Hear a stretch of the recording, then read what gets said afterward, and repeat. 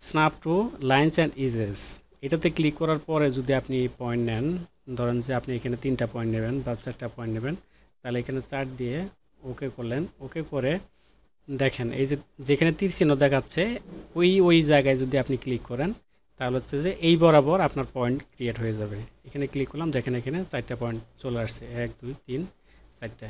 আপনি যেই পজিশনে নিতে চান ওই পজিশনে আপনি এই হচ্ছে যে এটা নিতে পারবেন। তো এটা গেল। এখন আবার আমি এখানে পয়েন্ট নিলাম, এখানে 4 আছে, তো ধরেন যে আমি এটাকে 3 ভাগে ভাগ করব বা এই সেন্টার পয়েন্টটা পাবো, যদি এটা অটোমেটিক্যালি পাওয়া যায়। ধরেন যে এখানে আমি 3টা পয়েন্ট নেব, ঠিক আছে? তাহলে এখানে 3 দিয়ে অ্যাপ্লাই করে এই বরাবর লাইন নিলেন, তাহলে এখানে দেখেন 3টা লাইন হয়ে গেল, 3টা পয়েন্ট হয়ে গেল।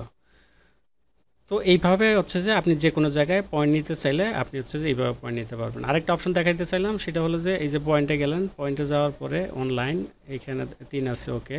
এইটাতে ক্লিক করার পরে যেখানে তীর চিহ্ন দেখাবে যদি ওইটাতে ক্লিক করেন, যেমন এখানে দেখেন এটাতে তীর চিহ্ন দেখাচ্ছে শুধু ওয়েবে, তো ওয়েবে এখানে ক্লিক করলে শুধু ওয়েবের এখানে আসবে আপনার হচ্ছে যে ওয়েবটাকে হচ্ছে যে 1 2 3 4, তাহলে 4 ভাগে ভাগ করতে চাইলে এখানে 3 দিবেন, 3 দিলে শুধু ওয়েবটা ভাগ হয়ে যাবে। এই তীর চিহ্নর কথা বলতেছিলাম আর কি।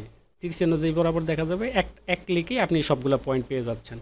ধরেন যে এই ফ্লান্সটাকে আমি